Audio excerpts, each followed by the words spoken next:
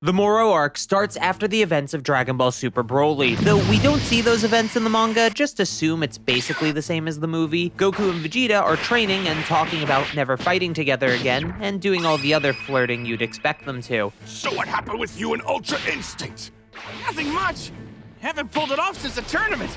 Their date gets interrupted by a call from Mr. Satan. Boo is being kidnapped, so he needs Goku and Vegeta's help. Goku tells Vegeta he'll teleport them both over, but Vegeta acts like a tsundere and says that he'll just fly there himself. Goku arrives first and handles the kidnappers. Vegeta gets there shortly after, but lets Goku handle it. One of the kidnappers hears Mr. Satan say Goku and Vegeta's names. He seemingly knows who they are and proceeds to effortlessly speed blitz both of them, defeating them both with a stun gun. He tells the others to take Goku and Vegeta as well, so with that, the kidnappers leave Earth. When the Saiyans wake up, they see Jocko and find out the kidnappers are actually the Galactic Patrol. The one who knocked out Goku and Vegeta is called Merus, and he's the #1 Galactic Patrol agent. He explains they kidnapped Boo because they need the Great Lord of Lords who slumbers inside of him. Apparently, 10 million years ago, 5 million years before Boo absorbed the Great Lord of Lords, there was a battle with the planet eater Moro. The Great Lord of Lords thought they had no chance of winning, so he gambles it all on locking away the planet eater's magic. It costs him his god power, but it works, and the Galactic Police, the predecessors to the Galactic Patrol, take Moro into custody since he was conveniently too strong to be killed. Even after 10 million years, he's still alive, and even worse, some of his magic has returned, so he was able to escape from prison. Unfortunately, Boo is sleeping when they need him for the 10th time this year, so it's impossible to reach the Great Lord of Lords at the moment.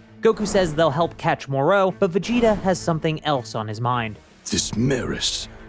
I couldn't read his ki, but he's far from weak. He didn't just exploit an opening.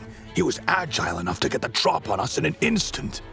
That speaks to his skill. So Goku and Vegeta are temporarily inaugurated into the Galactic Patrol, and they get some cool logos on their outfits. We get a bit sidetracked by the Macarini gang, led by Pasta, who stole a train transporting an explosive material. It somehow feels like filler in a manga. The most important thing here is that this confirms to Vegeta that Merus is just far too fast and powerful to be an ordinary Galactic Patrol officer. Once they return to the Galactic Patrol HQ, they find Moro's location. Goku begins to sense in the direction he's headed, but Moro can tell that Goku was searching for him. Vegeta is shocked by this, but asks Goku what he was able to sense. A massive key signature? Perhaps something more like God Ki. No, his ki itself wasn't that huge, but it was terrifying. I've never felt anything like it. It was as if a whole lot of people were screaming in pain. Since he's a planet eater, his power is literally a mass of slaughtered souls, which is kinda edgy, but not too edgy, so it's pretty cool. On Moro's ship, he says to his ally Cranberry, "Someone is seeking me." However, he can't scan any more than that himself, as it takes a lot out of him. Cranberry is an ex-Frieza soldier who was captured by the Galactic Patrol. He escaped with Moro and told Moro about the Namekian Dragon Balls that would allow him to regain his magic. All Cranberry asks for himself is a single wish, to which Moro agrees. Our heroes also figure out that Moro's destination is New Namek. Goku and Vegeta teleport to New Namek before Moro can touch down, and this time they even hold hands. Merus was too distracted by his shipping dreams coming true to warn them not to confront Moro. When they arrive on Namek, they warn the Namekians, so they start to run away with the Dragon Balls. After they leave, Moro's ship lands and he exits. He tries to eat a Namekian child named Eska, but Vegeta acts quickly and saves him. You would dare interrupt my long-awaited meal? I have a troubled history with these Namekians. I did them untold harm. So no, I can't allow even one more of them to perish. And they are most certainly not your food. This is actually really cool to see Vegeta's regret towards the man he used to be. So Vegeta says he wants to handle Moro himself and turns Super Saiyan. He charges in, but Moro is easily able to handle Super Saiyan Vegeta, so Vegeta turns Super Saiyan God. Now it's starting to look like Vegeta will win, but Moro still has more power to show himself, in the form of his magic. Goku mentions that they know he eats life energy, and Moro compliments them for not being entirely ignorant. Then, as Moro lifts his hands, energy begins to spew outward from New Namek. Moro explains that instead of just eating the planet's life energy, he can manipulate it into the form of attacks. Vegeta tries his best, but after finding out that this attack costs Moro no stamina, he says he can't win. He asks Moro what his goals are, and after some convincing, Moro reveals that he's after the Dragon Balls, and he wants to use them to regain his former strength. And that's all Vegeta needed to hear. He calls Moro rotten scum that's worth killing for sure. Vegeta quickly turns Super Saiyan Blue and begins to easily beat Moro. You were concealing this strength? Like you were hiding your true intent? Everything is going well until Goku starts to notice something is wrong. Moro forms a huge ball with Namek's life energy. Vegeta says it's useless, but Moro doesn't use it to attack. Instead, he eats it and gains a massive power-up as a result. Vegeta thinks Moro's power-up isn't nearly enough and tries to transform to face him again, but I can't turn Super Saiyan! not only can Moro absorb a planet's energy, but he takes energy from the life forms on the planet as well. As you were saying, I was hiding my true intent. Goku jumps in to help Vegeta, but neither of them have enough energy to handle Moro now. Goku feels bad for the Namekians, but he knows they can't stay there, so he grabs Vegeta to teleport away. But Goku doesn't even have enough ki for instant transmission, which I think is a first for the series. With no escape, Moro grabs the two Saiyans and takes a large portion of their life energy. Then Moro begins to change. Incredible that the energy from a mere pair of beings could restore my flesh to this extent. With Vegeta and Goku handled, Moro and Cranberry begin to hunt the Dragon Balls. Back at the Galactic Patrol HQ, Boo has finally woken up, and they received a report that Goku and Vegeta's life signatures were detected on New Namek. They were actually saved by Eska and Elder Mori, though they were unconscious for 3 whole days. Luckily for them, Moro is taking his sweet time collecting the Dragon Balls because plot, I guess? So he only has 3 Dragon Balls as of now. The Namekians have a plan though. Their greatest warriors started assimilating in order to defend their world. Dozens of Namekians merge into one, and the resulting warrior flies directly at Moro. But without even looking at him, Moro impales the Namekians' greatest savior. Was this your savior by chance? Apologies. He was dead before I could even see his face. Vegeta realizes that Moro is using the villages to find the Dragon Balls, but right as he figures that out, Moro learns to sense the Dragon Balls directly, so hiding the final Dragon Ball just isn't an option anymore. Goku and Vegeta sense Moro approaching, and even on the brink of death themselves, they power up to face him one final time, knowing he'll likely die. But before they can, another ship shows up behind Moro's, and on top of it is Merus. He shoots down Moro's ship, and he uses a net specifically designed to trap Moro. It still won't hold the Planet Eater for long though, so their true plan begins, and Boo is dropped from the ship as well. Not only that, the Galactic Patrol were able to bring out the memories of the Great Lord of Lords. Moro and Boo begin to get angry at each other as they reminisce. Moro breaks out of the netting and their battle begins. With the memories of the Great Lord of Lords and Boo's unique physical abilities, it seems like he can actually win this. Even Moro's energy absorption doesn't work, and it seems like Boo got a power-up from having the memories awakened. Merus tells him to seal away Moro's magic, but as he begins to, the sky turns dark. Cranberry has collected the final Dragon Ball. Before Goku and Vegeta can intervene, Cranberry wishes back Moro's full magical abilities. After getting his power back, he flies towards Porunga and kills Cranberry. Moro wanted a second wish after all, and since Cranberry used the first one to heal himself, that left nothing for the ex-Frieza soldier. Now it was time for the third wish. I wonder if you can grant this one.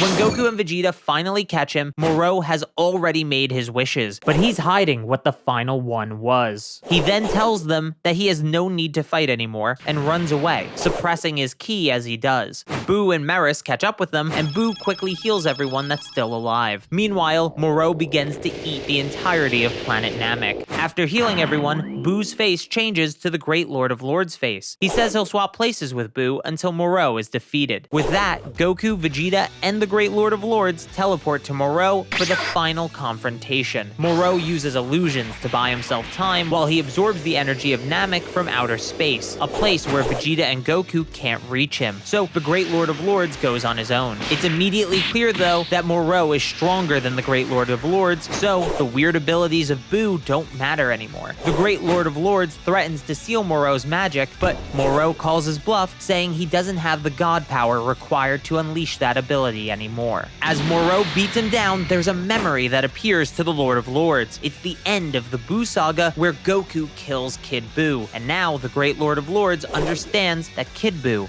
had his god powers. Moro saw the memories as well, and now he's even more confident that no one can challenge him. Meanwhile, Merus asks Goku and Vegeta if they're sure they're stronger than Moro, and Vegeta says, magic aside, yes. Merus then puts on a spacesuit and says he'll get Moro back to planet Namek so they can fight him. With the help of the Great Lord of Lords, Merus is able to distract Moro and teleport him back to Namek. Goku and Vegeta teleport over as well and confront Moro again, but this time at full power. However, Moro laughs at them for thinking they can win. You seem to have forgotten something quite important. The third wish.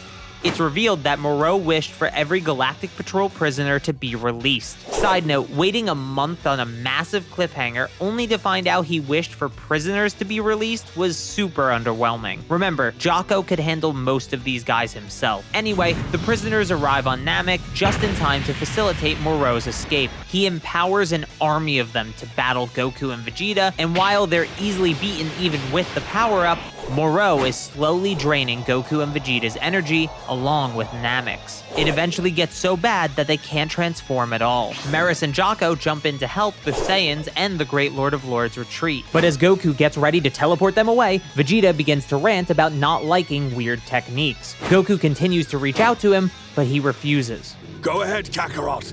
This is where we part ways. Vegeta! Goku and the others return to the Galactic Patrol HQ, and Vegeta boards Agent Iriko's ship, but they're not returning to the Galactic Patrol HQ. We're going to Planet Yardrat.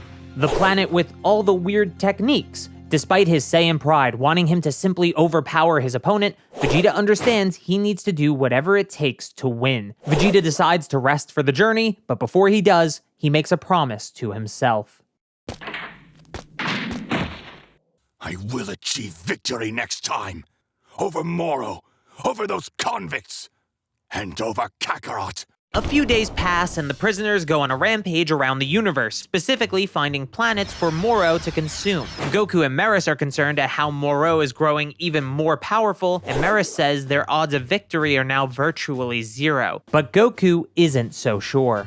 Even if you were fighting seriously? Goku throws a serious punch at Merus, and he dodges it easily, which seems to prove Goku's theory. Goku asks to spar with Merus, and Merus agrees. They go into a training room and face off. Goku seemingly can't land a hit, even after turning Super Saiyan 3, so before they destroy the training room, Goku asks Merus to train him. Merus agrees and says he knows just the place. Meanwhile, the Macarini gang are doing their own thing, while pretending to work for Moro. They even remember Jocko talking about Earth before they got captured, so Earth is now a target for the forces of Moro. See? The train section was important after all. At the same time, Vegeta has finally arrived on Yardrat. He's greeted by the Yardratians, which is what they're called in the manga, but I'm just gonna call them Yardrats because that's easier to say, who come in two types. This is done to canonize both the anime design and the Toriyama design for their race, since they were never seen in the original manga. Pretty smart, actually. They apparently heard about Vegeta from Goku in the past, and most strangely, they say Goku defeated the Ginyu Force on their planet. I guess that means there were more Ginyus than the main 5 we saw on Namek. Vegeta then meets Elder Paibara, the Yardrat that taught Goku instant transmission, and will be the one to teach Vegeta what they call spirit control, a way to use your ki in order to use techniques like these. Teach me this so-called spirit control.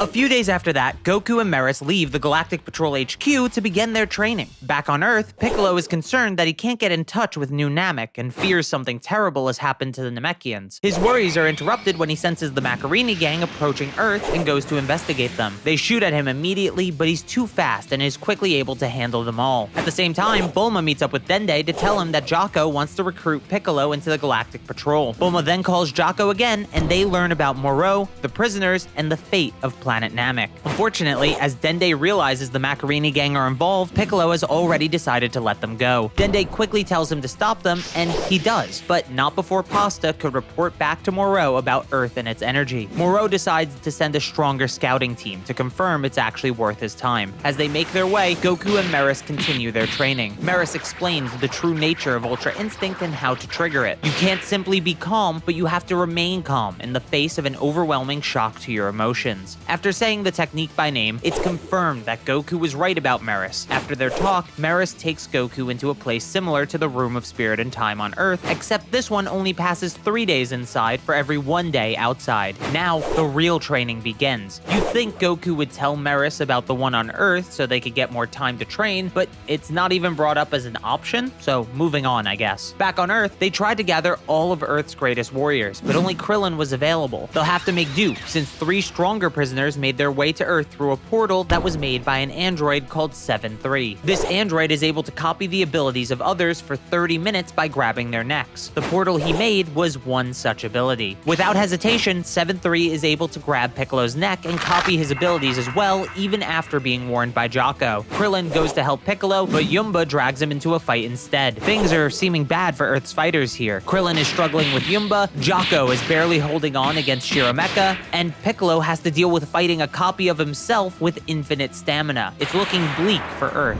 That's when Gohan arrives. As the strongest fighter currently on the planet, Gohan is easily handling 7-3. Right as Gohan is about to finish off 7-3, his copy of Piccolo runs out, and he switches to a stored copy. This one is Moro. With the ability to absorb energy, he only targets the 4 fighters in front of him, and now they have no chance of winning. As they begin to reach the brink of death, Piccolo tells the prisoners that even if they fall today, Goku and Vegeta will come back to Earth and finish them off. This intrigues Moro, since the idea of Goku and Vegeta returning to Earth stronger than ever could lead to the greatest meal in the universe. So he has 7-3 and the others retreat for now. They say they'll return to Earth in 20 Earth days, but Jocko is able to buy them more time. They have 2 months in total until Moro and the prisoners return to Earth. Merus is informed of the 2 months that they have, meaning they only have 6 months to train in the time chamber, so they get back to it immediately. However, they're being watched by Whis, who's visiting the Grand Priest. The Grand Priest explains that Merus is an angel in training. He was dispatched to Universe 7 in order for him to broaden his perspective. Angel law prohibits angels from acting in a biased manner, hence why they aren't allowed to truly fight and only train. Whis vouches for Merus, saying he hasn't broken any angel laws yet, and that he'll keep an eye on his younger brother. The Grand Priest agrees and wishes Whis luck, as he doesn't want to lose an angel. On Yardrat, Vegeta and Iriko have no contact with the Galactic Patrol, so they know nothing about what's happened on Earth. So Vegeta just continues his training without knowing the time limit Earth has. He's already managed to learn basic spirit control, so now it's time to learn the abilities of Yardrat. Paibara is about to teach him instant transmission, which is considered a basic technique, but then some of Moro's forces land on Yardrat. Vegeta goes to handle it, but his power has already grown far larger than he ever expected. A blast he intended to just destroy a communicator with instead blasted away an abandoned Yardrat city. As he defeats the escaped prisoners, they mention that Earth is the next target for Moro, though they don't tell him about the 2-month wait. Thankfully, Vegeta can sense Earth from Yardrat and knows that Moro isn't there yet, so he has time to continue his training. However, he has to kick it into high gear, skipping the basics and going straight for the technique that can beat Moro. Moro can sense how powerful Vegeta has become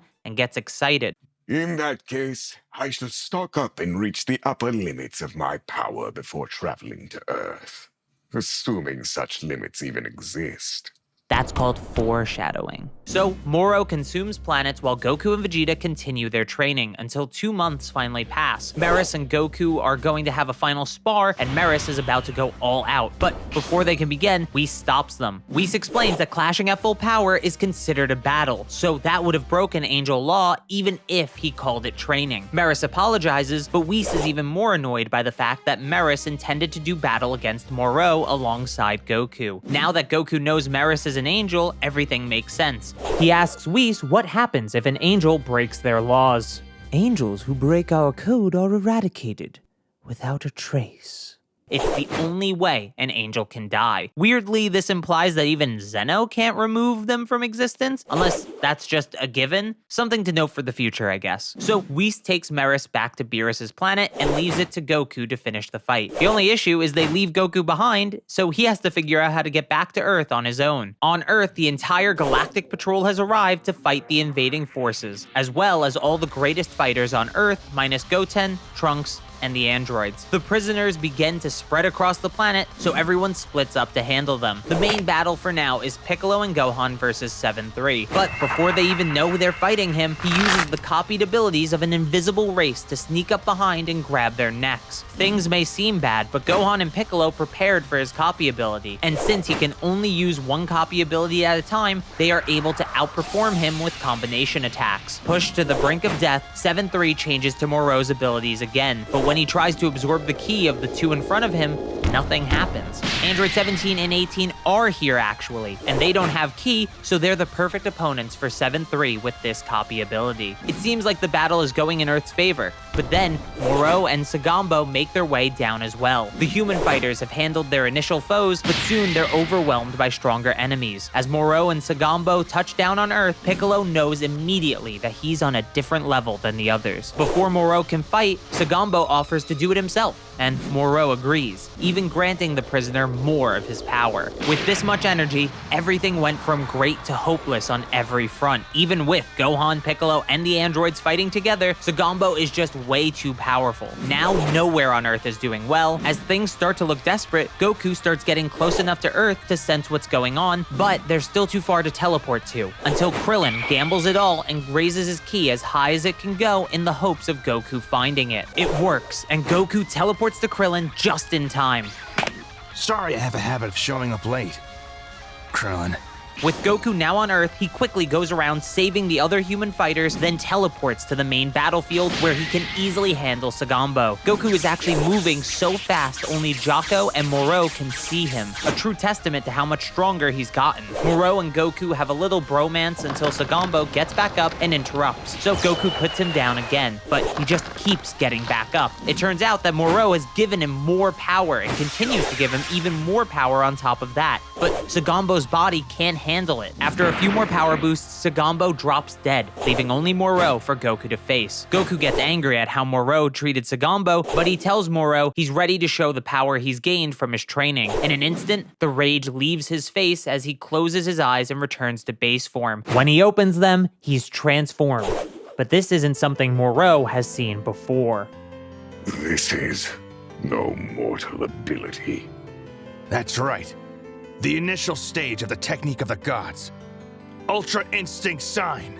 Goku and Moro begin to clash, and it seems that Goku has the upper hand. Moro's magic proves a little tricky, but it's nothing that Goku can't handle. Gohan tells his father to go all out, not worrying about damaging the Earth since they can fix it with the Dragon Balls. The same thing Goku said to Gohan in the Cell Saga. I'm sure this is the only Cell Saga reference. As the fight goes on, it becomes more even the more magic Moro uses, but Moro still hasn't tried absorbing Goku's ki. When he finally does try to get a lock on Goku to steal energy from him, Goku begins to move at top speed to avoid it. With Moro's main ability nullified, it seems like Goku can actually win the fight. Back on Beerus's planet, Whis and Merus are observing the battle. Whis praises Merus's training and asks if they'll see Goku's silver-haired form as well, but Merus says no. Back on Earth, Moro snickers and tells Goku energy absorption isn't his win condition. He's been holding back his power until this very moment. Once Moro powers up, he's easily able to grab Goku and drain his ki. Moro even noticed that Goku can't maintain the form for extended battles. With Goku back in his base, it seems hopeless, but thankfully Goku still has more power left, and what Moro said made him even more confident he can win this fight if he attacks with everything he has. Now, with both of them at full power, they're back to a virtually even fight. Merus and Whis aren't sure if Goku's strategy is the best, but Moro is stronger than Goku and Merus predicted, so he doesn't have a choice but to gamble it all on this. Back on Yard Yardrat, Vegeta has finally mastered the technique he needs to beat Moro. He asks Paibara to be teleported to Earth, but Yardrats are forbidden from teleporting off their planet, and even if they could, they can't teleport somewhere they've never been before. This is weird, because in the Cell Saga, Goku went to New Namek despite never being there before and never meeting any of the Namekians on the planet. But I guess the explanation of looking for key signatures like Piccolo's is good enough? I don't know. This tension is pretty forced. Anyway, even if these arbitrary rules weren't in place, Paibara can't sense Goku because he's using God Ki. So Vegeta just asks to be taught instant transmission since he needs to get to Earth as soon as possible. Goku tries to use as much power as he can, but relying on power alone only hinders Ultra Instinct, so he loses the fight and is knocked out of Ultra Instinct's sign. The androids step in to help since their energy can't be absorbed, which allows Goku to survive. On Yardrat, Vegeta desperately tries to lock onto Goku's ki, but he can't do it. Paibara senses that Goku's ki has returned and offers to break their rules for this emergency, but Vegeta says he can do it. So he tries again, and after locking onto Goku's ki, he teleports off Yardrat and arrives on Earth. Android 17 and 18 are doing their best, but they aren't strong enough to beat Moro. Vegeta appears on the battlefield right after. Goku is shocked to see him use instant transmission, but he assures Goku that he probably can never use it again. Vegeta then has the androids back off and steps in to fight Moro himself. Vegeta transforms into Super Saiyan Blue Evolution and taunts Moro. You want someone stronger than you? You found him. Even after talking big, Vegeta's first attack barely phases Moro. It seems like he was just hyping himself up with nothing to support it. Everyone thinks Vegeta is going crazy since he clearly can't win, but don't worry, Piccolo assures everyone that Vegeta has never been one to misread an opponent's strength. Oh, I'm sorry, that's just too funny. Anyways, as Vegeta continues to fight, it becomes clear that Moro is being worn down and Vegeta is starting to deal damage. Goku is the first to realize it, and he knows what technique Vegeta is using. Vegeta! This new move of yours, it's Forced spirit fission. Moro returns to his older self and asks what Vegeta has done. All that spirit you stole for yourself, those souls, that life energy. I've simply liberated it. It's like Moro's planet-eating power or a spirit bomb in reverse. Goku explains to the others that forced spirit fission tears things apart that were combined through fusion or absorption. Vegeta even says he could separate Piccolo, Nail, and Kami if he wanted to. This is cool, but it causes a tiny and annoying issue as well. If Goku knew about this technique since he was on Yardrat, wouldn't he think it useful to learn after facing beings like Cell or Boo who literally absorb people? It would have been much better if him knowing about the technique just wasn't included, I think. Anyway, Vegeta is flirting with Goku instead of focusing on the battle like the tsundere that he is until Moro jumps back into the fight. There's still nothing he can do and Moro's body begins to return to its old state. At this rate, he'll die from old age rather than the fight at hand. As the energy returns to the planets they were stolen from, some will be restored, but those who were dead for too long will sadly remain dead. New Namek is a case where people did get revived despite being dead for over 2 months. Eska thinks it's the Dragon Balls protecting them, and I'm not going to complain about this, but it is weird. All this weird stuff, by the way, has been happening in one chapter. I don't know what was going on this month. Piccolo rambles about how Vegeta has become a better person and how Goku hasn't changed since day one, something I vehemently disagree with, though it isn't worth getting into here. Moro asks if Vegeta thinks he isn't going to hell, but Vegeta thinks he likely is, possibly due to the conversation he had with Piccolo in the Buu saga, and his own self-reflection in this very arc. At the end of the day, I'm a villain too. I've been prepared for that for quite some time. After that passes, Moro uses his magic to escape, and he fries Shirameka and devours 7-3. This causes Moro to transform and become even stronger than he was before, since 7-3 had a backup of Moro saved within him, power and all. That's right, Moro has achieved some sort of perfection, you could say, by absorbing an android. That sounds vaguely familiar. With this new strength, Moro is easily able to handle Vegeta, and now there's no one that can oppose him. Vegeta gets back up and tries to use Force Spirit Fission again, but Moro Moro has seen through the technique, realizing that Vegeta needs to inflict damage in order for it to work, so he just has to avoid his attacks. Gohan says it's fine since 7-3's copy ability only lasts 30 minutes, so they can stall him out, but Moro tells them that 7-3's copy is simply returning to the original, so no such time limit should exist. A similar thing happened with Merge Zamasu in the Dragon Ball Super Manga, so this makes sense. Then Moro even grabs Vegeta's neck and copies his abilities as well. He uses a Big Bang attack to finish the Saiyan Prince, and Piccolo even notes that with Force Spirit Fission, Moro can even nullify fusion. With no one left to fight, Dende makes the courageous decision as Earth's god to go down and help them by healing everyone. Krillin has a bag of Senzu and is trying his best to make it back to them as well. As those two make their way over, the main battle hasn't stopped. Gohan and Piccolo make an opening for Goku to use an instant transmission Kamehameha, and if that wasn't enough of a reference, Moro just regenerates from it like Cell does. Then he stabs his newly created arm through Goku's chest. Also, Moro makes up some bullshit about having 7-3's old copy abilities forever? Why? Who knows? It literally doesn't make sense. He could have just grabbed Piccolo's neck again to regenerate. Then he uses Piccolo's telepathy so he can listen in on Dende, who's telling Piccolo he's coming to heal them. Because of that, Moro creates a barrier around the battlefield so Krillin and Dende are now locked out. One by one, Moro starts to finish everyone off until only Jocko is left. Dende watches from outside the barrier in horror until it opens in front of him and an angel tells him it isn't over yet. Then we see Merus save Jocko at the last second, imbuing a blaster shot with his own energy. Before Moro can see what happened, all the injured fighters were moved somewhere else so they could be healed by Dende. Merus then begins to battle Moro, and the Planet Eater notes that Merus has no detectable energy even though he did before. Merus is actually using his God Ki, and because of it, he's actually doing well. Meanwhile, Whis and Beerus are over with Dende and the others. They were the ones who got them away from Moro, but with that done, Beerus says they're going to Bulma's place for some food. Dende begins to heal everyone, starting with Goku. It takes a little bit longer because of the type of wound he has, but eventually Goku is fully healed. When he learns that Merus is fighting Moro though, he flies over immediately. Goku stops Merus before he disappears and takes over the fight with Ultra Instinct Sign,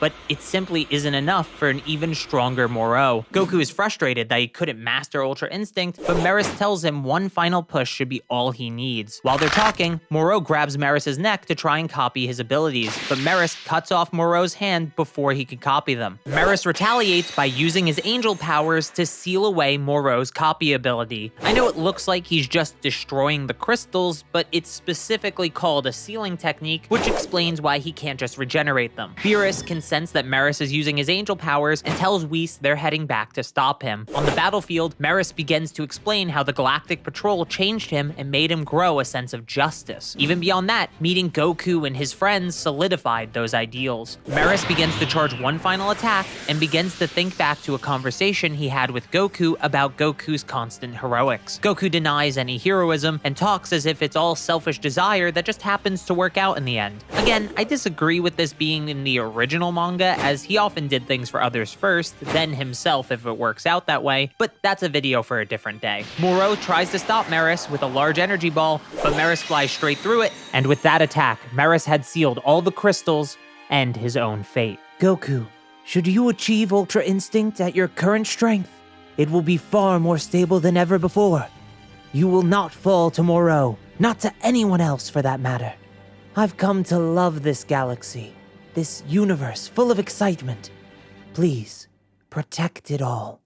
A menacing aura engulfs Goku as rage begins to boil within him. His emotions begin to swell as he talks about how Merus fought for the sake of the entire universe. But with a deep breath, he calms himself down. He asks Jocko why he joined the Galactic Patrol, and Jocko tells him to preserve peace in the galaxy. And the outfits were cool. Goku is happy that his main reason is the same as Merus, and he says that since he's in the Galactic Patrol as well, protecting the universe is his job too. Moro gets back up and asks where Merus went. Merus may be gone, but his will lives on in me.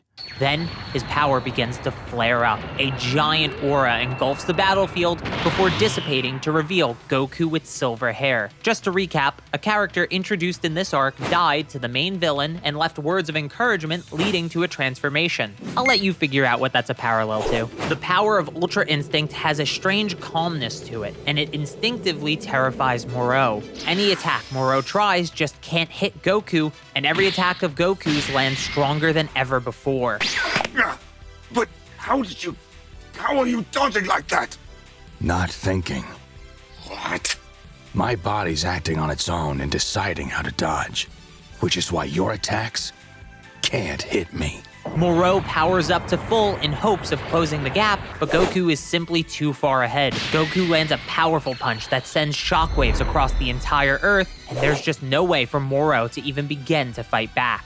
As Moro is on the brink of death, he begs for his life, and Goku asks Jocko if Moro was sentenced to death, and after hearing that he was, he resigns from the Galactic Patrol in favor of fighting him like an Earthling. Krillin finally makes it to the battlefield, and Goku, in one of my least favorite scenes, takes the Senzu from him, giving one to Moro in exchange for him returning to prison. The context here is different, but if you want to say this is a Cell Saga parallel, I wouldn't blame you. So Moro agrees to Goku's conditions, but after eating his Senzu, he betrays Goku as he obviously would, and that terrible moment is made up for by Goku's Ultra Instinct hardening his body automatically to protect him from Moro's attack, immediately breaking the Planet Eater's hand, which is literally the most badass thing. After breaking his hand on Goku's body, Moro crumples to the ground. Then Goku powers down and talks to him.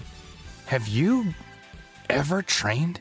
And Goku is disappointed Moro will never be able to change. He knows he has to kill him now after they're done talking. He asks Moro one more time if he's willing to return to prison quietly, but that's when Moro sees the hand that Merus chopped off earlier, and he says he's never going back. So Goku says he has no choice but to kill him to uphold Merus's will. Moro asks who Merus really was, and Goku basically just explains everything. Now knowing that Merus could use the same ability as Goku, he quickly pulls the hand that grabbed Merus's neck over to himself, and he begins to transform. His hair turns silver as well, and he begins to use Merus's Ultra Instinct. That whelp's abilities are now mine. This is another parallel to Cell, who gained power like Gohan's after becoming Super Perfect Cell. They begin to fly around the Earth at full speed, clashing as they do, but as the fight goes on, Moro's body starts to inflate strangely. Goku tells him it's like what happened to Sagambo, his body just isn't trained to hold that much power. So Goku gives Moro a final warning. Abandon Merus' abilities, or be destroyed by them. Moro says he has no limits, remember that foreshadowing from earlier, and begins to seek a body that can contain the power, and eventually he uses his magic to merge with the Earth itself. I have become one with this planet of yours. Behold, I've done away with my limits. Whis explains that Moro being merged with the planet means they share the same fate now. If Moro is destroyed, the Earth will be destroyed as well, and the resulting energy might even destroy the whole galaxy. So basically, our protagonist didn't finish the villain when they had the chance, leading to them potentially self-destructing along with the Earth. Do I really need to say what that's a parallel to? Moro then begins to absorb energy from everyone touching the planet, and that energy swell within him will be a problem if this isn't handled quickly. Looks like I have no choice. It's a special case, so I'll lend a hand. But right as he's about to, Whis gets a summon from the Grand Priest, likely to do with Merus. Before they leave, Whis tells Goku the way to beat Moro and save the Earth is to destroy the crystal on his head. If done properly, it'll release Merus's copied abilities. You have already acquired divine power. Have faith in your strength. With that, Beerus and Whis leave, but Moro begins to hide the crystal in his expanding body. That's when Vegeta flies in and begins to punch the Earth to use Force Spirit Fission. As the power leaves Moro, the crystal reappears, and Vegeta yells at Goku to destroy it. Everything's riding on this fist of mine. And Goku flies in to finish the fight. However, Moro manages to stop Goku before he reaches the crystal, and he sucks the power out of Goku, forcing him back to base form. Piccolo asks Vegeta if he can use Force Spirit Fission in reverse, and he says it's possible. So they donate their ki to Goku, as do everyone on the lookout, and even Goten and Trunks. But it isn't enough. Goku can only return to Super Saiyan Blue with that much power. Now it seems truly hopeless. They begin to discuss other options, but Moro has gone insane and will likely blow up on his own even if they do nothing. That's when a massive amount of divine power makes its way towards the battlefield, more than enough for Goku to finish the fight. God power?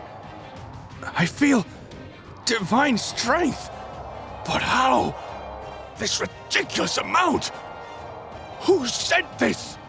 Jocko had gotten the Great Lord of Lords, but that isn't whose key this is. The Great Lord of Lords found Oob and had him donate the divine energy that reincarnated from Kid Buu. Vegeta gives Goku the divine power, and with it, Goku creates a giant key version of himself to hold Moro's arms back as his real body delivers the final punch, ending Moro and saving the day. Afterwards, Buu returns to normal and forgets his time as the Great Lord of Lords. The Dragon Balls are used to fix the universe, and the Galactic Patrol have an award ceremony where Goku, Vegeta, Jocko, and even Merus are given awards. It's revealed that Shin asked to exchange his own life for Merus. The Grand Priest was moved by his gesture and erased Merus himself temporarily, then restored him as a mortal to save him. So Merus now has a lifespan and no more angel powers. Can he still use Ultra Instinct? Who knows? With that settled, the Galactic Patrol celebrate as Beerus and Supreme Kai are punished for allowing an angel to be lost. Peace has returned to the universe. For now. During this brief piece, I want to thank the channel members who make affording things like voice acting possible. Consider becoming a member to support the channel if you want to and are able to.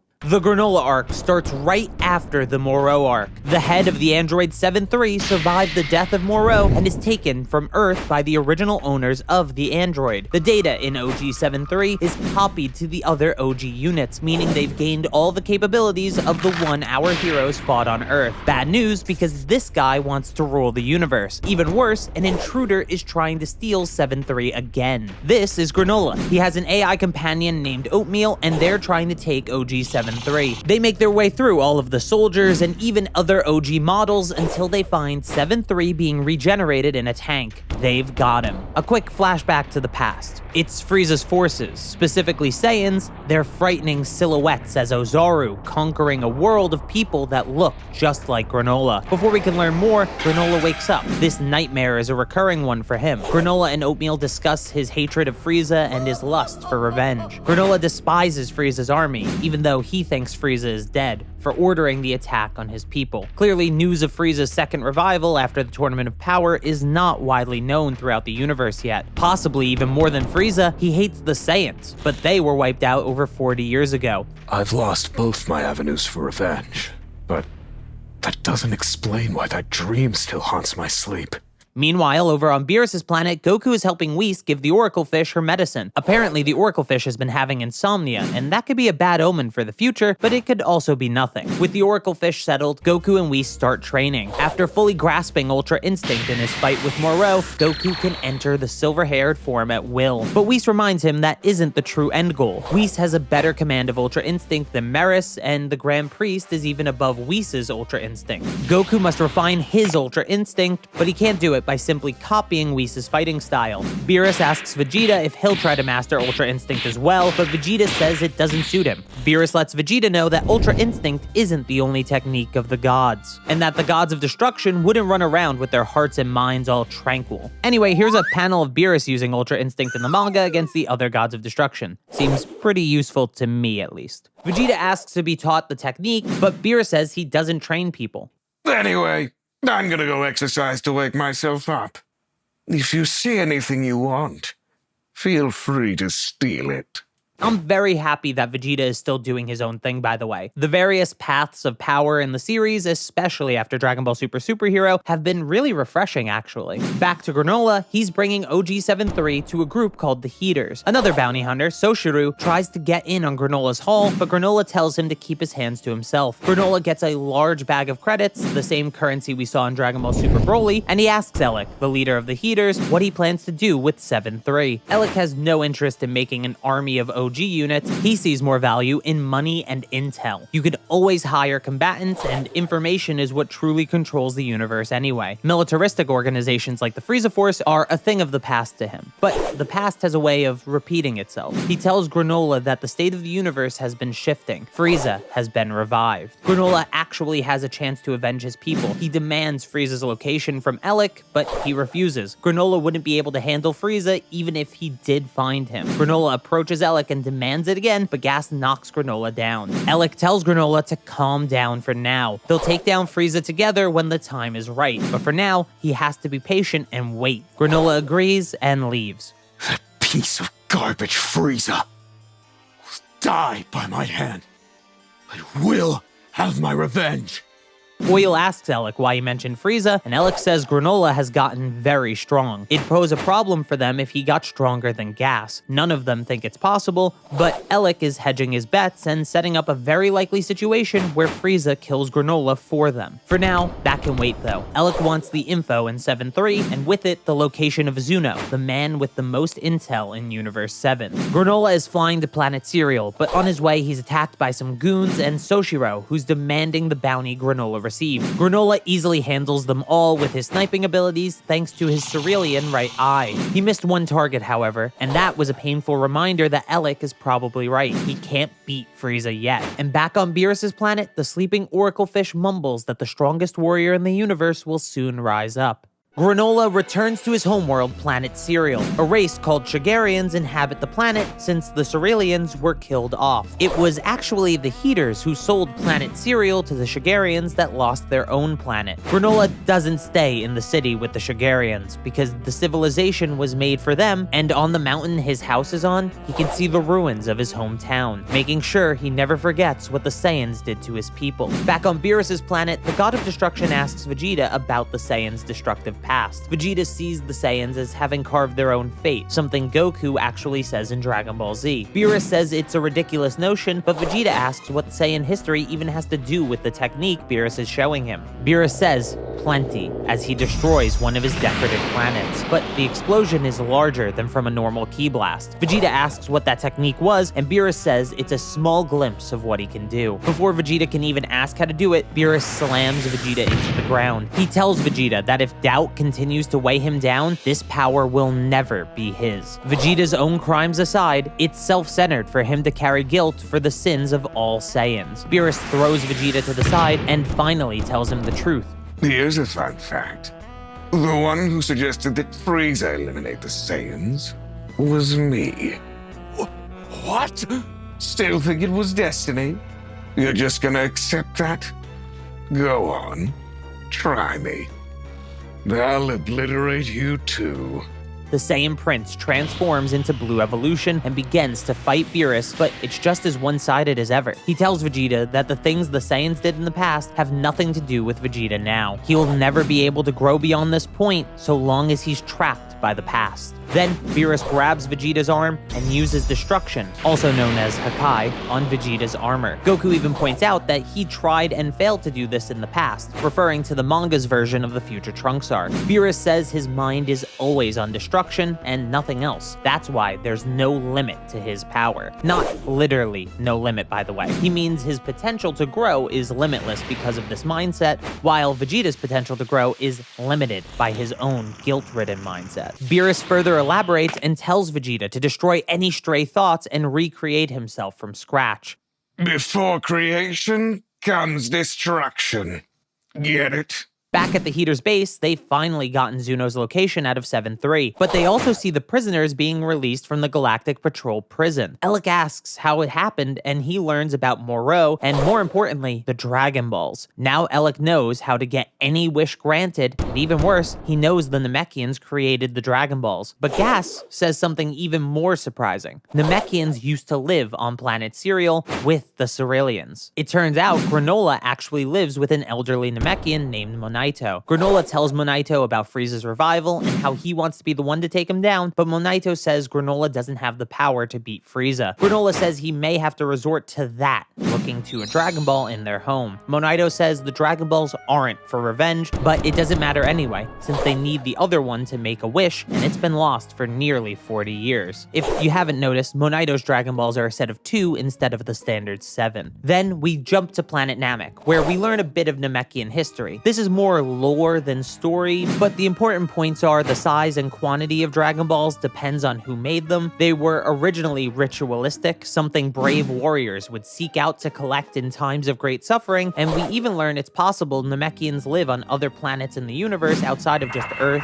New Namek, and maybe even beyond Planet Cereal as well, since the Namekians moved to this universe from another realm altogether. The very first hint of their Demon Realm origin we learn about in Dragon Ball Daima. Namekiana. Back on planet Cereal, Monaito says since he's the last Namekian on the planet, his Dragon Balls will die with him. He tells Granolah that wishing things back the way they were would only punish the Shigarians unjustly, and revenge would only give rise to new enemies. Granolah agrees, and Monaito goes to sleep. Unfortunately, Granolah is watching his space TV and sees that a Shigarian found the missing Dragon Ball, so he steals it. He goes into the wilderness, summons the eternal dragon Torombo, and shouts his wish. Turn me into the greatest warrior in the universe! Torombo clarifies Granolah's wish as being the strongest mortal in the universe, and Granolah says yes. Torombo says he can make Granolah stronger, but only to the limit of his latent potential, which makes becoming the strongest in the universe beyond his reach. However, Torombo can make Granolah the strongest in the universe if he agrees to a certain condition. Without hesitation, Granolah agrees. Back on Beerus's world, Vegeta is trying to learn destruction, but he's doing it wrong. Beerus says you need to erase the target from existence, turn something into nothing. This destruction of matter is what creates the large release of energy we see. Goku continues to train with Whis and is excited to see if he or Vegeta will end up the strongest in the universe. Whis says it may not be either of them, and that surprises Goku since he can't think of anyone stronger than them, and neither can Whis. Funny enough, this should mean Goku and Vegeta are stronger than Broly at this point. Whis elaborates that the next powerful entity can appear at any time given the scope of the universe. The Oracle Fish repeats her prophecy once more, and Vegeta finally manages to use destruction correctly on a pebble. Back on planet Cereal, the Dragon Balls disperse and Granolah's hair has grown long. He lifts a large boulder with ki and destroys it. While not explicitly stated, this is heavily implied to be something similar to destruction. Monaito hears the blast and runs to him. He once again warns Granolah that new enemies will rise up, but Granolah says he can defeat any enemy now that he's the strongest in the universe. Monaito snaps back and says that he's the strongest today, but there's no knowing what tomorrow will bring. Granolah ignores him and begins to search nearby worlds for Frieza's presence. This is seemingly Yardrat spirit control in action as shown in the Moro Arc. Monaito tries to stop Granolah, but he leaves to go get Frieza's location from Elec. Granolah arrives at the Heater's base and demands Frieza's location, saying that he's now the strongest in the universe. But Oil and Maki just aren't enough. Gas is about to jump in, but Elec says they've seen enough. He can tell Granolah has gotten stronger, but he needs to know how. Granolah tells him it was the Dragon Balls. This confirms Elec's suspicions of Dragon Balls being on planet Cereal. Probably not the smartest thing for Granolah to do. Elec tells Granolah he doesn't know Frieza's exact location yet, but he'll get it soon. Granolah says to make it quick, he doesn't have long to live. We find out that in exchange for this power, he gave up 150 years of his lifespan, leaving him with only 3 years left to live. After that, Granolah leaves, and Elec explains his plans to the others. They want to take control of Frieza's army, not wipe it out. To protect their interests, Granolah has to die, and to do that, he'll use Goku and Vegeta. Back on Beerus's planet, Whis explains to Goku that angels are able to use Ultra Instinct at all times, while Goku needs to transform to do so. The ultimate goal is to use Ultra Instinct naturally in base form and save the silver-haired form's power as a last resort for when he needs to surpass his limits. Meanwhile, Granolah returns to planet Cereal, and the Heaters make their way to Zuno, but Elec and Gas stay back. Gas wishes he could have fought Granolah, but Elec says his moment to fight has yet to come. Gas is the only Heater with the potential to surpass Frieza. On Zuno's planet, Maki and Oil get answers to 10 questions. I'm sure we'll find out what they were.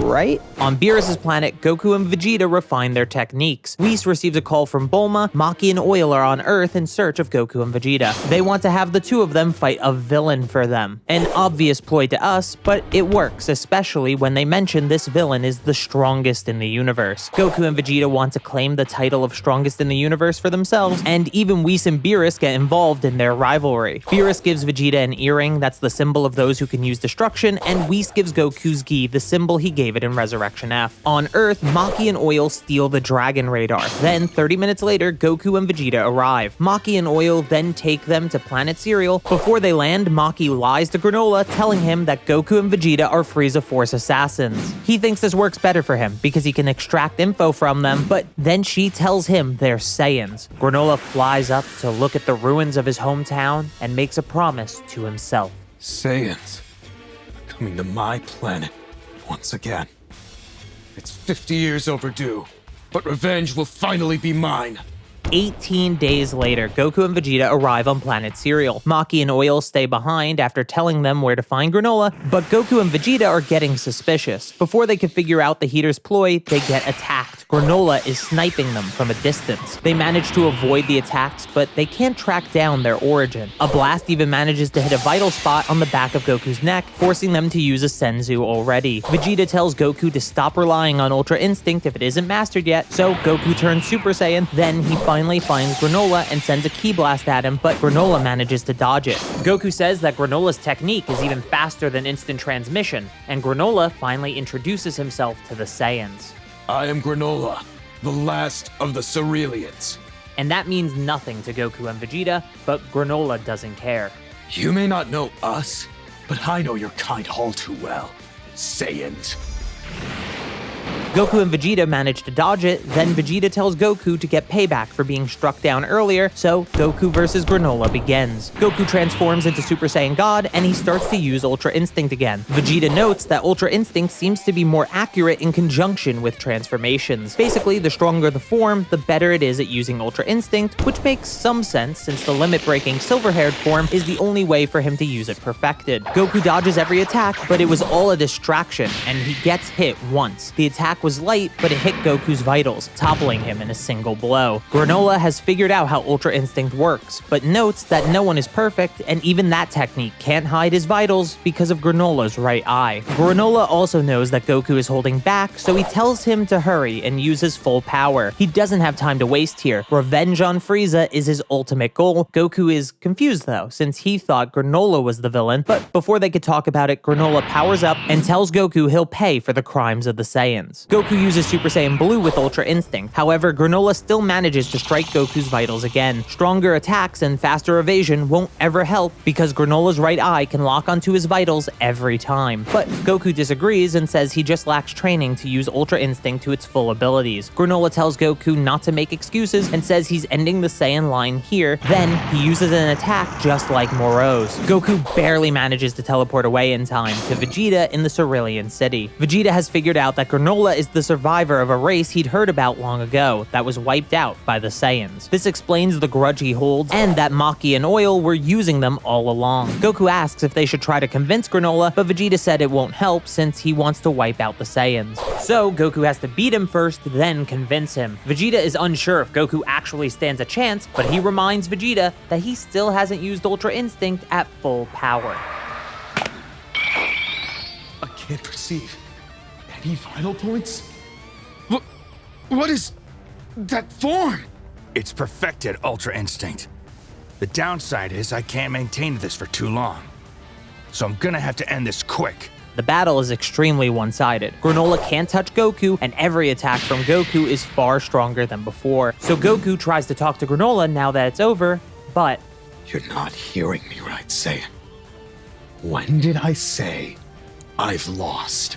The Granolah he's been fighting was a clone sent to fight Goku and Vegeta, but he underestimated them. This had the unintentional benefit of wearing down Goku's Ultra Instinct until its accuracy and stamina dropped, giving Granolah the opening to deliver the finishing blow. With Goku down, Vegeta steps up. He tries to reason with Granolah a little bit, but Granolah doesn't believe a word he says, so Vegeta changes his approach. The tribe that's about to go extinct is the Cerealians. So Vegeta transforms into Super Saiyan Blue Evolution and tells Granolah to prepare to perish. Vegeta and Granolah begin to fight, but Granolah is clearly stronger. Even his version of destruction is more powerful than Vegeta's. Granolah is impressed by their power, but he tells Vegeta this struggle is pointless. No matter how powerful he is, Granolah remains the strongest in the universe. Vegeta admits that Granolah is stronger right now, but he's sure he'll win. Vegeta tells Granolah that rankings are well and good, but they only reflect a moment. Vegeta has gotten even stronger during this fight, but as he gloats, Granolah lands a hit on a vital point and it seems like it's over until Vegeta starts laughing.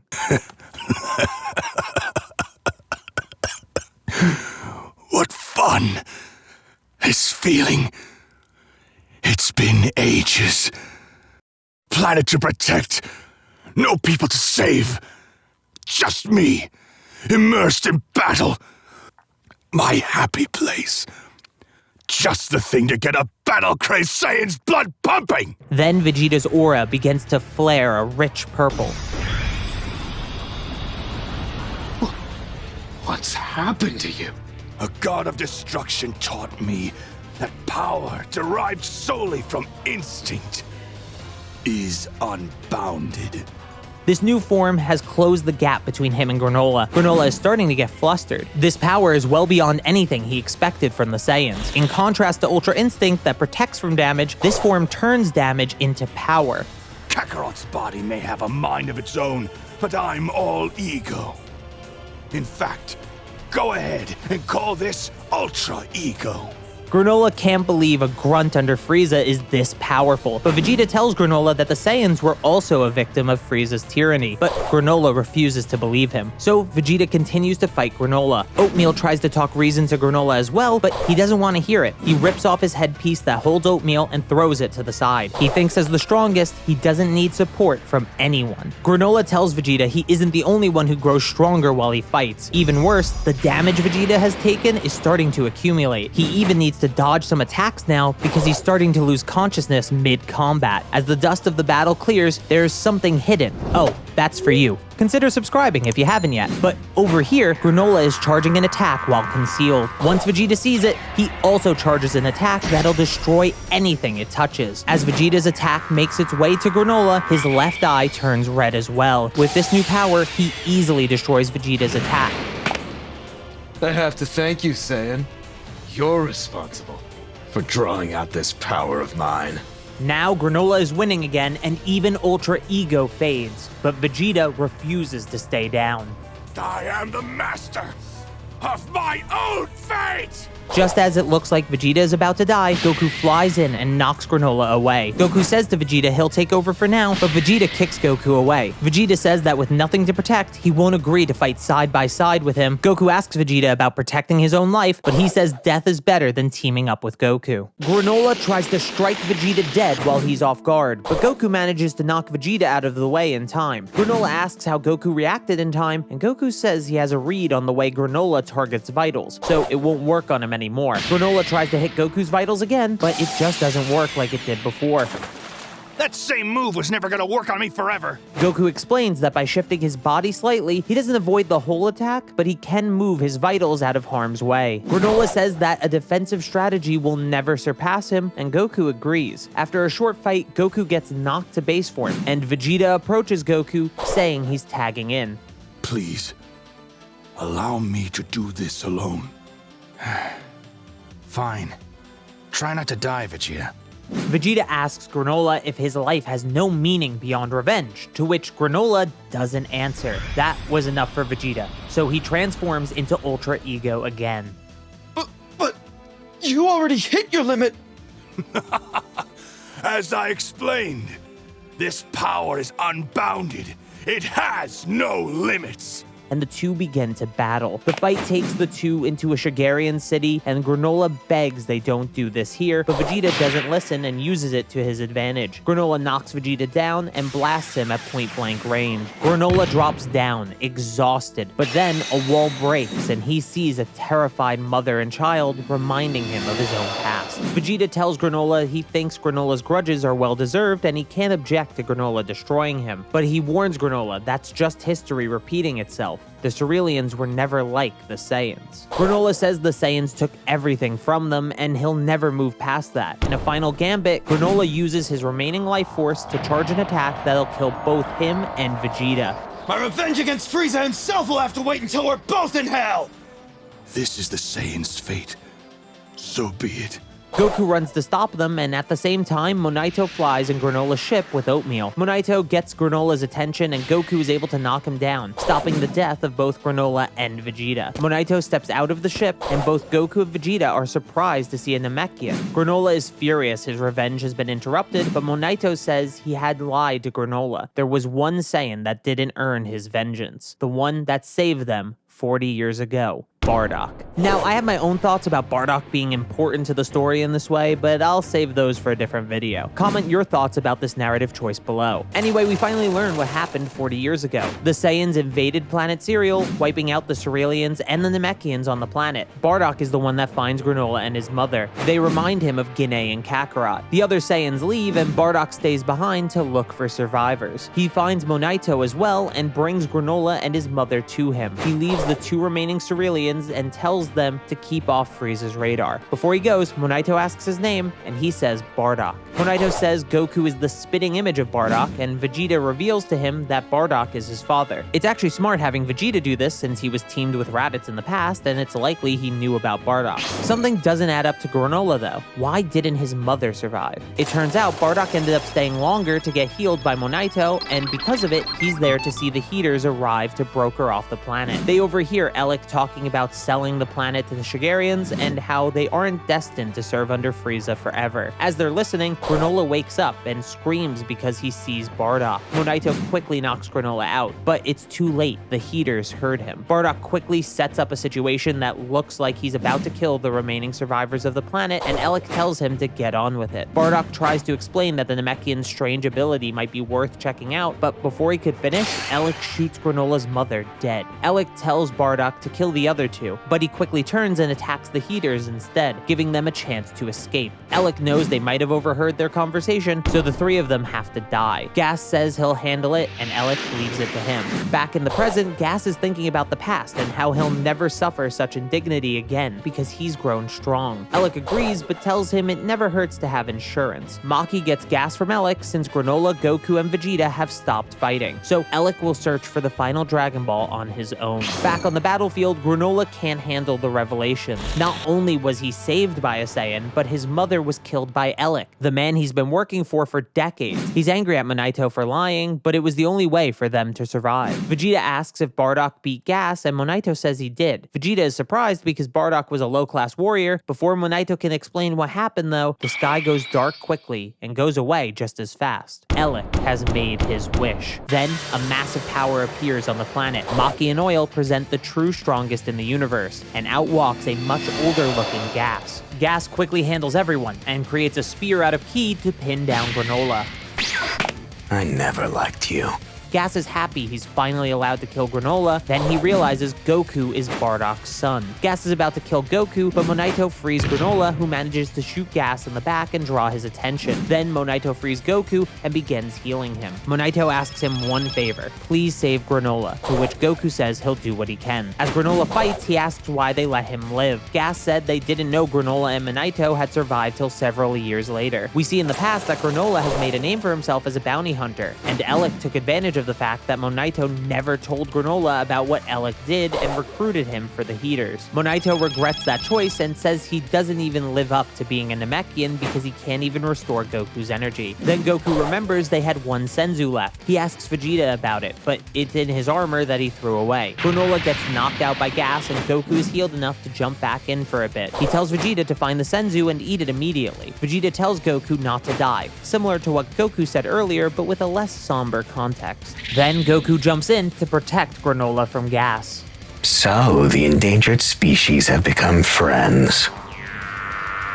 Goku turns Super Saiyan Blue and he's holding his own against Gas, but clearly Gas is stronger. Vegeta finds the Senzu, but instead of eating it, he offers it to Granolah. Granolah is shocked. Vegeta had that and didn't use it in their fight, but Vegeta says that would be the coward's way out, so he once again tells Granolah to eat the Senzu. Your revenge must be satisfied, no? So settle this grudge with your own strength! Granolah eats the Senzu and rejoins the fight. He puts on oatmeal again, apologizing to his support unit and saying he'll always want it to back him up. Granolah and Gas start battling, but Granolah actually has the upper hand because Gas is only using powers he had before the wish. As Maki puts it, it isn't that he can't wield his new power, he just doesn't want to. Granolah taunts Gas for holding back, so Gas begrudgingly starts using his new techniques and powers. Instant transmission, destruction, and everything else Granolah can do, but stronger. Gas versus versus Granolah turns into a battle of teleporting. Despite Gas being stronger, Vegeta notes his use of instant transmission is sloppy, so Granolah still stands a chance, but as they continue to trade blows, Gas slowly gets more and more accurate until he can track every one of Granolah's moves. Granolah's final gambit is using his clone technique to distract Gas while his main body charges an attack at point-blank range, but the cost is his main body feels all the damage the clones took. Monaito goes to heal him, but Granolah tells him it isn't over yet. Elec removes Gas's head decoration, which liberates his inner nature and his true power. Maki says they lose all sense of self when their instincts are liberated, but Elec says Gas can handle it. I guess this is kinda like their version of the Saiyan Ozaru form. Gas begins to bulk up and return to the battlefield acting like a mindless brute. He's far stronger now and he's easily beating Granolah. Then he attacks everyone he sees. Vegeta is next, but Goku jumps in to help him. When Gas sees Goku, he goes flying back, traumatized from fighting Bardock. This is what Elec needed. As Gas remembers the pain of that loss, he returns to his senses. Now with full control over his instincts, Gas is the true strongest in the universe. Gas uses his new power to immobilize Goku and Vegeta. Granolah tries to kill Elec, but Gas teleports him to safety. Granolah is furious and charges a blast, but before he can fire it, Gas breaks Granolah's forearms, shoots out both his eyes, and it ends with Elec shooting Granolah through the torso the same way he killed his mother. Goku is mad, but he just can't do anything. Then Vegeta gives him the last of his energy to go and fight, so Goku turns Super Saiyan Blue again. He attacks Gas, but before he loses his cool, Goku calms down. He tells Gas they have no reason to fight, so he asks Gas to leave. Gas is surprised that Goku isn't angry at Granolah's death, but Goku says he has to remain calm for his special move to work. Elec says he can't let them live, so Gas attacks Goku. He's messing with Goku, using things that won't actually kill him, hoping to see the same fire he saw in Bardock, but it just isn't there. Gas asks if Goku is really Bardock's son, and Goku says he lost his memories when he was little. Gas understands now, and says he cannot fall to someone that can't comprehend who he really is. For now, Goku is getting beaten. Gas and Goku are momentarily separated, and they both see Monaito healing Granolah. He's still barely alive. Gas is about to kill Monaito, but Goku grabs Gas and teleports to another planet. Then Goku taunts Gas to see if he can follow him by teleporting. Eventually, they end up in the Galactic Patrol prison, where the prisoners remember Gas as the kid who once pissed himself, which is hysterical. They continue to teleport after each other, and Goku asks if Gas should really be following Elec. Goku's own brother tried to kill him a while ago, so Gas might want to watch his back. Gas continues to follow Goku as he teleports from place to place until eventually Goku finds Whis. Then Goku teleports back to each world they went to in reverse order until he's back on planet Cereal, leaving Gas no way to teleport back since he can't sense Goku from this distance. Gas asks Whis which way planet Cereal is, and he tells him. Then Gas flies through space to get back. Most surprisingly, the Oracle Fish doesn't recognize Gas. He's clearly not the prophesized strongest in the universe. Back on planet Cereal, the remaining Heaters know they can't beat Goku, so they back off for now. Whis planted a communicator on Goku, and he calls him to tell him that Gas will be there in 20 Earth minutes. Whis then reminds Goku he has to discover his own version of Ultra Instinct. Listen to the voice within you. Deep down, what are you really? What am I? That's when Monaito gives Goku Bardock's scouter. There's saved audio on it, and with a little help from Oatmeal, they get it to work again, in hopes of finding out how Bardock beat Gas. A voice echoes from the scouter. It's Bardock telling Monaito and Granolah they have to stay alive, and this triggers Goku to regain his memories. In the past, we see the battle between Gas and Bardock. Bardock is stronger than Gas expected, but Gas isn't taking any damage from Bardock's attacks. Monaito tells Bardock to run and let them accept their fate, but Gas says that wouldn't matter because the Saiyans aren't fated to last much longer anyway. This actually solves an issue with modern Dragon Ball. How did Bardock figure out Frieza's plan so easily? With this extra piece of information, it all makes a lot more sense now. The two continue to fight, and Gas unleashes a bit of his true nature. At the same time, Monaito collects the Dragon Balls. He tries to teleport Bardock back to planet Vegeta, but Bardock refuses, just like Goku did after the Frieza saga. Monaito asks what Bardock wants, and he asks that his sons grow up well. We don't see what Monaito specifically says to Torombo, so take that as you will. I don't like this wish very much if it was actually made. Gas slams Bardock around by his tail until eventually it snaps off. Gas is about to finish him off, but Monaito blocks the final attack. This enrages Gas and leads to him fully unleashing his true nature. Monaito is knocked away and Bardock continues to fight, but it seems like he's doing better now. Gas asks if atonement or revenge motivate him, but Bardock says only an idiot would think about anything else besides winning in a battle of life or death. Then Bardock pushes past his limits and beats Gas. Elec is disappointed in Gas and tries to finish off Bardock, but he misses and he has to leave because Frieza has arrived. Then Monaito finds Bardock and tells him he won the battle. Back in the present, Goku remembers everything up to being sent to Earth. Then he says to Vegeta he finally understands what Saiyan pride is about, or he remembers it, along with Bardock's face. Do babies have pride? I don't know, it seems weird. Anyway, Vegeta says he also lost sight of his pride by being caught up in his guilt. This pride is described by Goku as having total faith in your own power. Monaito says a people's pride isn't about atoning for sins or getting revenge, it's all about accepting your nature and sticking to your convictions. Monaito offers to heal up Goku and Vegeta, he even makes them new clothes, but they're Bardock's clothes. They both ask for their normal outfits instead. Gas arrives back on planet Cereal, Goku and Vegeta step out to face him. The two Saiyans power up, agreeing to fight together this time. Vegeta activates Ultra Ego and Goku activates Ultra Instinct. So the fight begins. But this time what drives Goku and Vegeta is a pure desire to win at all costs. But it seems like it just isn't enough. Yeah, about what I expected. Eventually, both push a Hakai towards Gas with all their might. Gas manages to push it back though, and Vegeta leaves Goku to handle it while he fights Gas. Goku manages to deflect the attack, then returns to help Vegeta, but Vegeta's doing better now that he's taken damage. Gas and Vegeta continue to exchange blows, but Gas downs Vegeta. The way to beat Ultra Ego is obvious. Kill him in one blow and be done with it. Goku is about to jump in, but then Vegeta delivers a devastating punch while he thanks Gas for the prime fuel and tells Goku to stay back. Yes, with this ideal stimulant, my Ultra Ego continues to evolve. But what of your Ultra Instinct? It seems no different than before. Vegeta tells Goku to figure it out fast, and until he does, Gas is his. My own Ultra Instinct?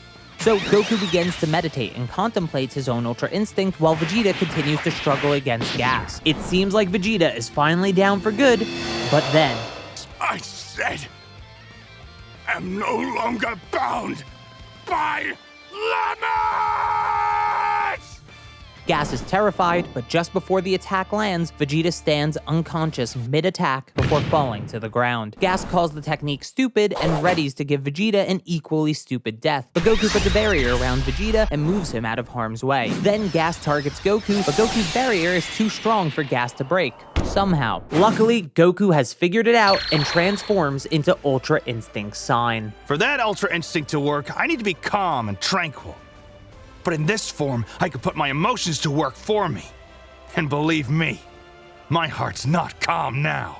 Gas and Goku begin their battle, but it's clear that Goku is winning. Goku says he's just barely stronger than Gas now, but he doesn't have long, so he needs to finish this quickly. The fighting style Goku uses is far less like Whis and far more like Goku, and even a bit Saiyan in some cases. Gas desperately uses his weapons, but they're no use. Goku even uses a wrecking ball Gas made against him, but only as a distraction before landing a powerful kick. Elec makes his way to Gas and yells at him that they need his power for Frieza. The Saiyans were only a stepping stone. Goku tells Elec not to force Gas to fight, and they can fight again in the future, but Elec says there won't be a next time for Gas. Then Gas arises in a blinding aura, but he seems far more old and frail than before.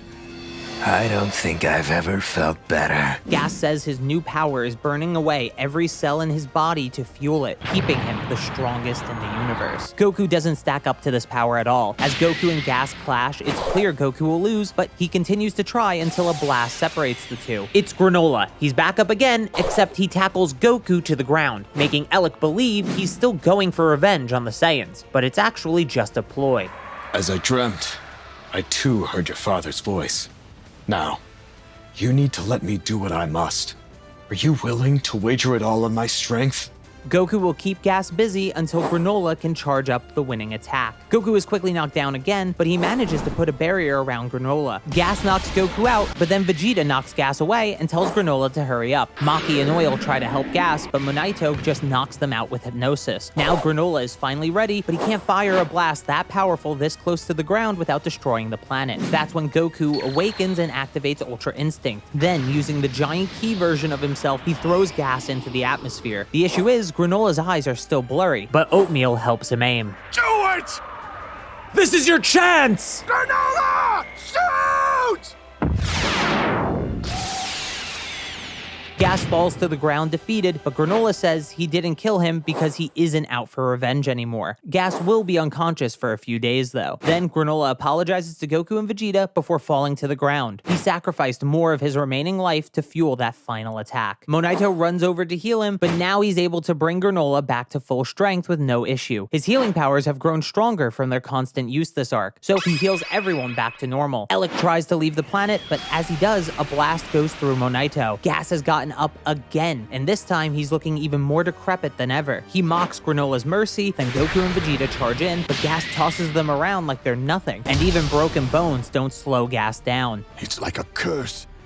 Cursed to be the universe's strongest. Elec is excited. Gas will be the strongest in the universe until the moment he dies. He sacrificed that much of Gas's life to the surprise of Maki, Oil, and even Gas himself. Elec tells Gas to stop wasting time, but it's too late. Frieza lands on planet Cereal to the shock of everyone present. It's been some time, Gas.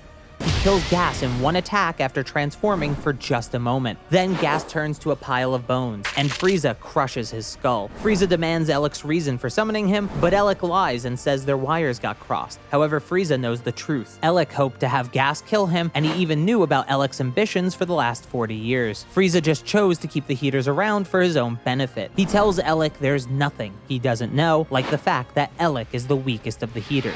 Then, Frieza kills him. Goku and Vegeta ask how Frieza is so strong when Gas wished to be the strongest in the universe, but Frieza says he must not have counted since he was in a different dimension. He found a room of spirit and time on a world he conquered and used it to get 10 years of training. Meet Black Frieza. That training culminated as Black Frieza, the form he momentarily changed into to kill Gas. Goku turns into Ultra Instinct Sign, or what fans call True Ultra Instinct, and Vegeta uses Ultra Ego. But Frieza charges in and beats them both with one punch before leaving them to wallow. He chooses not to kill them, just because, so Frieza leaves, and with no other option, Maki and Oil join him as waitstaff. Goku and Vegeta head to Monaito and Granolah to see if the old Namekian will make it, but as they do, he's fully healed by Whis, who just appeared on the planet. He did it as a special favor for a friend of Goku. Whis tells Goku and Vegeta they need to return quickly to help Beerus make instant noodles. They ask if Granolah wants to join them, but he says he needs to fix Planet Cereal with the Dragon Balls. Then, Monaito will seal them away for good. So Vegeta gives him the radar that the Heaters stole, and Monaito gives Goku Bardock's scouter. So Whis, Goku, and Vegeta leave. You know how the Oracle Fish mentioned the strongest warrior in the universe? Was it actually talking about Frieza? Perhaps. Or maybe the strongest warrior emerged elsewhere in our universe. Which makes Goku even more excited to return to his training. So that's it. I hope this video holds you over until we eventually get anime adaptations. Make sure to subscribe if you haven't yet, and thank you so very much for watching.